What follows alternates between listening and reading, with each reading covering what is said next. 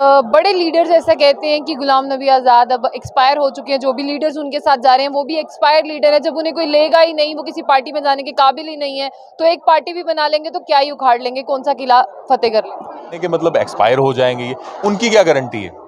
ये कोई मेडिसिन थोड़ी है कि इसकी 2 साल 3 साल 4 साल की गारंटी है। वो अपनी गारंटी दे सकते हैं कि कब तक जिएंगे। मैं अपनी दे सकता हूँ, आप अपनी दे सकते हो, ये तो अल्लाह को पता है। मेरे ख्याल से ये जो इस तरीके की टिप्पणी करते हैं, ये बदकिस्मती है उन पार्टीज वालों के लिए। और आज़ाद साहब ने भी कल हमें एक बात बोली अपने लोगों को। ये हमारी जो मीटिंग हुई है, उन्होंने कहा कि खुदा का वास्ता है, जितना हो गया यार, गाली के बदले गाली मत दो। हाँ, मेरा भी सवाल यही आने वाला था। आप खुद देख रहे हैं किस तरह के अल्फाजों का इस्तेमाल किया जा रहा है, आइसक्रीम बेचने वाला, सोडा पिलाने वाला, और शायद मैं चीज़ें बोलना भी नहीं चाहूँगी, लेकिन ऐसे कौन जो है पार्टीज में कहता है, ऐसा जो सोशल मीडिया पर जाता है, क्या गलत मैसेज नहीं जाता? बिल्कुल जाता है। देखिए, बात यह है कि गुस्सा हमें भी आता है कि हमारे साहब के लिए जो है कोई गलत बोलता है। जो उनकी पार्टीज में होता है, जैसे आज़ाद साहब का पुतला जलाया गया, वो कहाँ से प्लान किया गया? दिल्ली से प्लान किया गया, ठीक है। अब हमारे यहाँ पे मैंने कहा ना कि हम जो आज़ाद साहब के साथ चलने वाले हैं, कोई दिशा दिखाने वाला होना चाहिए। अगर हमारे मुंह से अगर कोई चीज़ ऐसी बात आई, हमारे मुंह से निकली अगर, तो आज़ाद साहब ने हमें करेक्ट किया कि बेटा नहीं, आप अपना काम दिखाइए, आप ये दिखाइए कि आपकी पार्टी जो है, आपका लीडर जो है, वो किन मुद्दों पे आगे आपको लेके चलेगा। आप किसी को गाली के बदले गाली मत निकालिए, जितना हो गया बहुत है, मत कीजिए आप ऐसा। घर का अगर थोड़ा बुजुर्ग हो जाए तो उसको कचरे के डब्बे में नहीं डालना होता है, उसका एक्सपीरियंस लेना होता है। आज हम नहीं कहते कि आज़ाद साहब जो हैं जाके पहाड़ चढ़ेंगे और वो सब कुछ वो हमने करना है, लेकिन एक दिशा दिखाने वाला कोई एक्सपीरियंस्ड ही होना चाहिए। तो अगर आप अपने घर के बड़े की नहीं मानोगे तो हाल बुरा होगा। जिसका लंबे समय से था जम्मू कश्मीर के वासियों को इंतजार कि गुलाम नबी आज़ाद जो है कब अपनी पार्टी को लॉन्च करेंगे। तो बता दें, डेमोक्रेटिक आज़ाद पार्टी जो है उनकी पार्टी का नया नाम है। इसी के साथ जो है एक नए चुनाव चिन्ह और उनके फ्लैग को भी जो है आज यहाँ पर दिखाया गया। और साथ ही साथ बात करते हैं, हमारे साथ जो है इमरान जफर, इनसे बात करते हैं।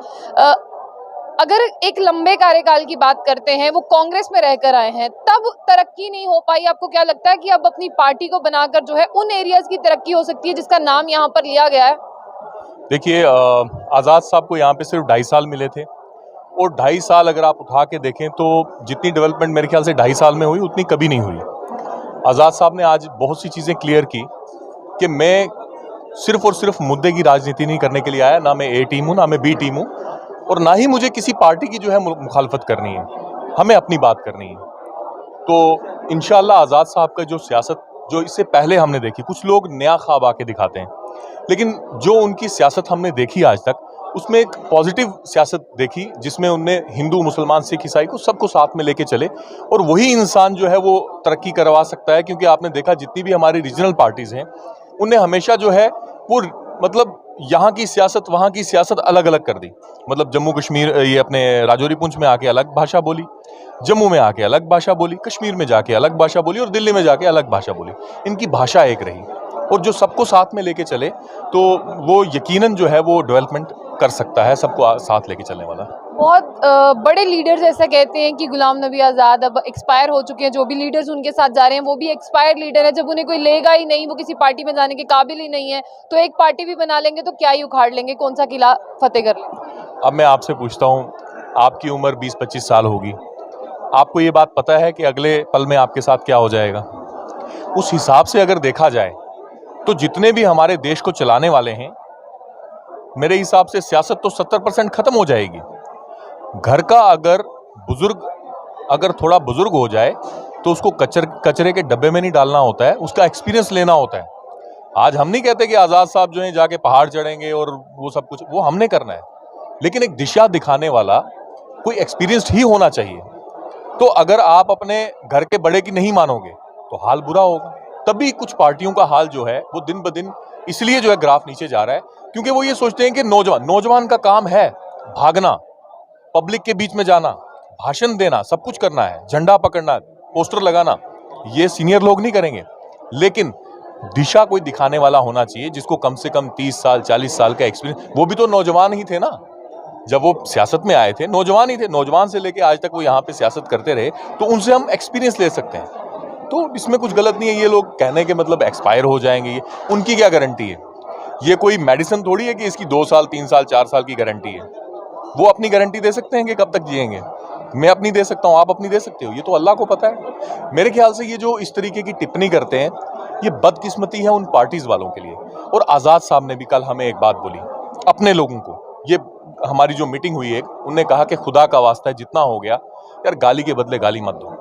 हाँ, मेरा भी सवाल यही आने वाला था। आप खुद देख रहे हैं किस तरह के अल्फाजों का इस्तेमाल किया जा रहा है, आइसक्रीम बेचने वाला, सोडा पिलाने वाला, और शायद मैं चीज़ें बोलना भी नहीं चाहूँगी, लेकिन ऐसे कौन जो है पार्टीज में कहता है, ऐसा जो सोशल मीडिया पर जाता है, क्या गलत मैसेज नहीं जाता? बिल्कुल जाता है। देखिए, बात यह है कि गुस्सा हमें भी आता है कि हमारे साहब के लिए जो है कोई गलत बोलता है। जो उनकी पार्टीज में होता है, जैसे आज़ाद साहब का पुतला जलाया गया, वो कहाँ से प्लान किया गया? दिल्ली से प्लान किया गया, ठीक है। अब हमारे यहाँ पे मैंने कहा ना कि हम जो आज़ाद साहब के साथ चलने वाले हैं, कोई दिशा दिखाने वाला होना चाहिए। अगर हमारे मुंह से अगर कोई चीज़ ऐसी बात आई, हमारे मुंह से निकली अगर, तो आज़ाद साहब ने हमें करेक्ट किया कि बेटा नहीं, आप अपना काम दिखाइए, आप ये दिखाइए कि आपकी पार्टी जो है, आपका लीडर जो है, वो किन मुद्दों पे आगे आपको लेके चलेगा। आप किसी को गाली के बदले गाली मत निकालिए, जितना हो गया बहुत है, मत कीजिए आप ऐसा। तो इसलिए तो हम गुलाम नबी आज़ाद, आप पुतले तक पहुंचे ना, वो काफी समय उसको बीत चुका है उस इंसिडेंट को, ये जब गुलाम नबी आजाद जी का पुतला जलाया गया था कांग्रेस में ही रहकर, तब उन्होंने वो पार्टी क्यों नहीं छोड़ी थी? और जो पुतला जलाने वाले हैं वो तो कहते हैं कि इन्होंने पहले से ही मन बना के रखा था, ये तो सिर्फ छलावा था और छल था। देखिए, एक बड़ी अच्छी बात आपने की कि जब पुतला जलाया गया तो पार्टी क्यों नहीं छोड़ी। आज़ाद साहब पार्टी नहीं छोड़ना चाहते थे। आज़ाद साहब चाहते थे कि जहां से मेरा स्टार्ट हुआ है वहीं पे मेरा एंड हो। आज़ाद साहब की ये सोच थी।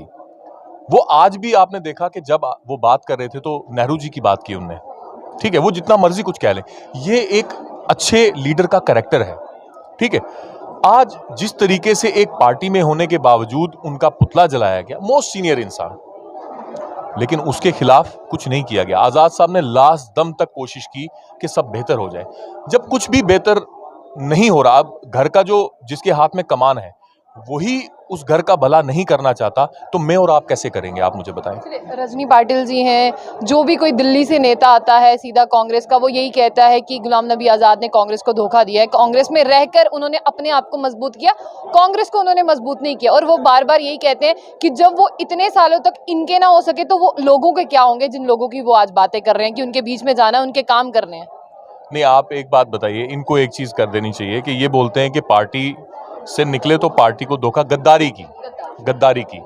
मैं आपको पहले एक बात बताऊं कि जो सियासी रिश्ते होते हैं वो बदलते रहते हैं। मेरे ख्याल से पाटिल जी के भी जो हैं वो सियासी रिश्ते पहले उनके साथ थे, बीजेपी में थी वो पहले, ठीक है। अब और भी कांग्रेस पार्टी में, या तो कांग्रेस पार्टी को एक चीज कर लेना चाहिए, लिख लेना चाहिए अपने मैनिफेस्टो में कि कोई भी किसी पार्टी के साथ गद्दारी करके आएगा, गद्दारी नहीं होती है ये। जब तक हमारी सोच मिली हम उसके साथ हैं, सोच नहीं मिली कोई रिश्तेदारी थोड़ी है, कोई चाचा ताया तो है नहीं है, ठीक है। यहाँ पे जब तक हमारी सोच मिली हम उस पार्टी के साथ चले, जब सोच नहीं मिली तो हमने किनारा कशी की। हम उनको कोई गाली नहीं निकाल रहे, हम उनके बारे में अभी भी राहुल जी करके बोल रहे हैं, इंदिरा जी करके बोल रहे हैं, अभी भी नेहरू जी की बात अभी की गई। तो ये कहना, इनको एक चीज फिक्स कर लेनी चाहिए कि एक के 60 साल से ऊपर जो है वो सियासत में उसका कोई काम नहीं है। जो ये कहने वाले हैं कि आज़ाद साहब रिटायर हो गए हैं, ठीक है, तो अगर देखा जाए तो 60 साल के बाद जो है रिटायर ही हो जाते हैं ना, तो उस हिसाब से तो राहुल जी के पास भी बहुत कम वक्त है, 52 में चल रहे हैं, 8 साल ही है उनके पास। तो वो भी लिख के दे दें ये चीज़ कि मैं जब 60 साल या 65 साल का हूँगा मैं सियासत नहीं करूँगा। सियासत के अंदर 60 साल के बाद ही तो इंसान जो है वो सब कुछ सीखता है। देश चलाना कोई छोटी मोटी बात नहीं है, कोई 18 साल का नौजवान देश नहीं चला सकता है, एक्सपीरियंस होना चाहिए उस चीज़ के लिए। तो एक छोटा सा सवाल पूछूंगी, शिक्षा को कितना मजबूत करेंगे अगर आज़ाद साहब की पार्टी आती है? आप जिन एरिया से आते हैं आपने वहां पर देखा है कि क्या हाल है एजुकेशन का, तो उस सिस्टम को किस तरह से बदलेंगे अगर आज़ाद साहब की पार्टी आती है? देखिए, आज़ाद साहब को बताने वाले हम लोग हैं। आज़ाद साहब यहाँ से ऊपर हैं, उनका हाथ बाजू हम लोग हैं। हम सब लोगों का फर्ज है कि आने वाली जनरेशन के लिए, कि जो कि आज पार्टियां बने, सरकारें बने, यूटी बने, बहुत कुछ हो जाए, लेकिन जब तक हमारे गवर्नमेंट स्कूल, जब तक हमारी आने वाली नस्लें जो हैं वो अच्छे तरीके से एजुकेशन हासिल नहीं करेंगी, तो मेरे ख्याल से जो है हमारा देश आगे नहीं जा सकता, हमारा जम्मू कश्मीर आगे नहीं जा सकता।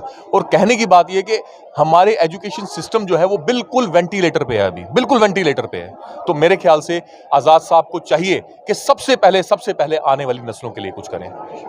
ये थे हमारे साथ चौधरी इमरान जफर, जिनने उन्हें तमाम सवालों के जवाब दिए, जो भी सवाल उनसे पूछे गए, चाहे वो कोई भी सवाल हो कांग्रेस पार्टी को लेकर, चाहे नई जो पार्टी लॉन्च हुई है उसको लेकर। तो आपकी क्या राय है, उसे जरूर साझा कीजिएगा। तो ऐसी और भी अपडेट्स के लिए देखते रहिए जम्मू बुलेटिन। आशिया खान के साथ, अल्लाह हाफिज़।